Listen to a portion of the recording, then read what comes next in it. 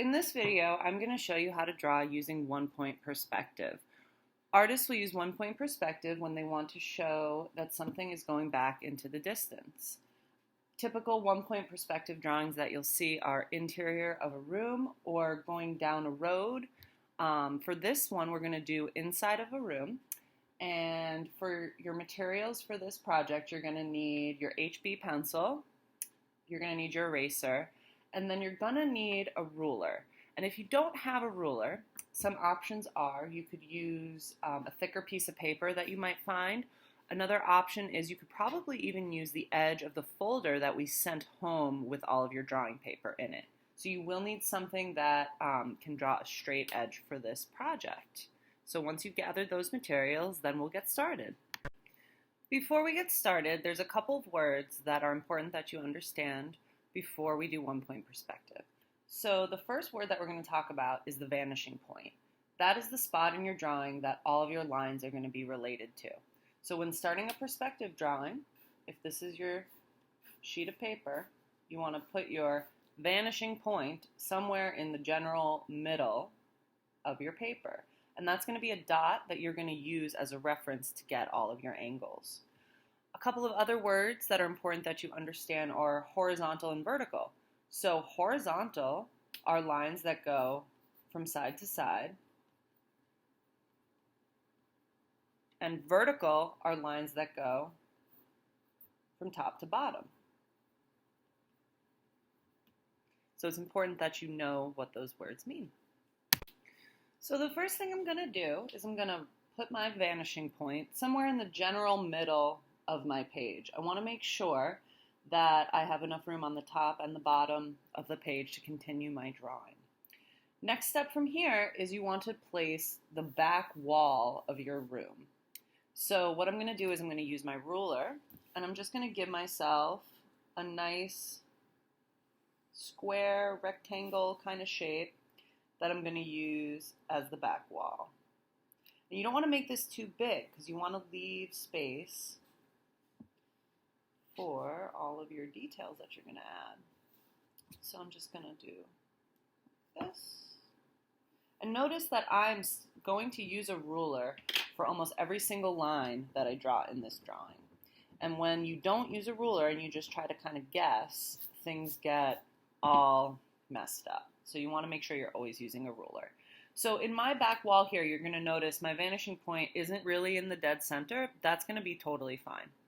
So from here, what I want to do is I want to use my ruler, and I want to get the angle from this dot to this corner up here. That's going to help me figure out where my ceiling in my room is going to go. So I'm going to start by putting my ruler right on my vanishing point. You don't want to make it to the side. You want to put it right on the vanishing point. And then I also want to make sure I'm matching this corner with my ruler. So I'm going to hold my finger down here on the vanishing point, and I'm going to slowly move my ruler so that it's meeting that corner right there. From here, what I'm going to do is I'm actually not even going to draw the line right here because I could draw it, but then I'd have to erase it.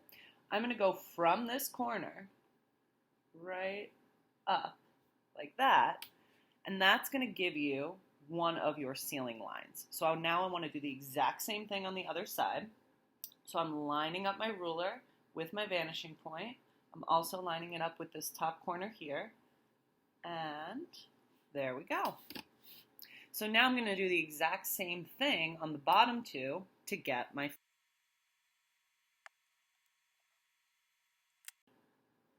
So our next step here in our interior of a room drawing is we're going to put a door on this side of our room. And so a door is going to hit our bottom floor and then come up not all the way to the top of our ceiling, but kind of midway here in the top of our wall area. So what we want to do is we first want to start off by getting the top of the door angle. So we're going to use our vanishing point again. So I'm putting my ruler right here on that dot. And then I want to make sure I'm not all the way to my ceiling, but kind of somewhere between the top and the ceiling. So now what I'm going to do is I'm going to draw the top of my door. So I'm going to use my ruler on the vanishing point, and I'm going to draw the top angle of my door. And I don't have to go all the way across because a door doesn't usually reach both sides of the wall. So I'm just going to give myself a little bit right there. So I used the vanishing point for that angle for the door. For the sides of the door, you don't need to use the vanishing point. These are just straight vertical lines using your ruler. So I'm going to go to my corner here with my ruler, making sure it's pretty straight here, going all the way down.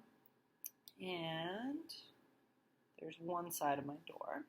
Now for this side, I'm going to do the exact same thing. So straight vertical all the way down.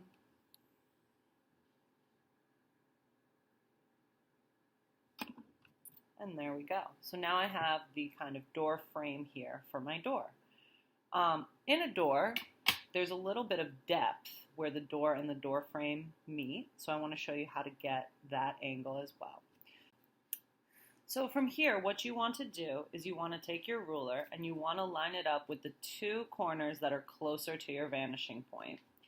You want to make two small horizontal lines that go off the door like that. And now these are just straight horizontal lines, but they meet at that corner. All right, so then from here, what you're going to do is you're going to go back to that vanishing point. So I'm on my vanishing point, and now I want to use my vanishing point to give me this angle, this line that's going to go from here, and it's probably going to go close up into that corner. So I want to get on my vanishing point, and I want to make sure I'm here, yeah. And then from here I'm going to go like that with my angled line. Down here I'm going to go with a straight vertical line to give me that inside of the door frame. And then down here I need another line that's going to go from that spot over here. So I need to go back to my vanishing point yet again. And I'm on my vanishing point, and I'm on that corner, and that's what's going to get me the right line. So vanishing point, corner, boop, and there we go. So now my door definitely looks like it's going in. From here, I can add details, so I could, add a little doorknob here. And I could add, some panels and things that might be in the door. But we're going to talk about those kind of details in a little bit. So the next step of this drawing is I'm going to put a window on the other side of the room. Now I'm going to use a lot of the same techniques I used for the door, except for that the window is not going to go down all the way to the ground, because windows usually are somewhere kind of in the middle of your wall. So I'm going to go back to my vanishing point to get my top line of my window and the bottom line of my window. The verticals are going to again be just straight verticals. So here we go. Got my ruler on my vanishing point. And I'm going to give myself a top of my window right there. Now I'm going to go back on my vanishing point, and remember, window does not go all the way down, so window is probably going to be somewhere closer to the middle of the wall. So that should be a good size window. And I want to try to make these lines about the same length because I'm going to connect them now with some straight vertical lines. So ruler straight up and down, meeting those corners there. And I've got one line there. And you always want to just make sure your ruler or whatever you're using is staying straight. Sometimes that's a little tricky. All right, so I've got my basic shape there for my window. If you wanted to make, a longer, skinnier window, you would just make the tops a little shorter. You can really kind of play around with the shapes of your windows if you want. So now what I want to do here for my window is the same thing I did over here with this door frame, except for that usually a window frame, it might not be as thick as a door frame. So I'm going to try to do that exact same thing that I did on that side. Going back to my corner, giving myself those corner horizontal lines. All right, now I'm going to go back with my straight vertical again to give me this inside section. Let's fix that up a little bit. And then from here, I'm going to go back to my vanishing point to get my top angles.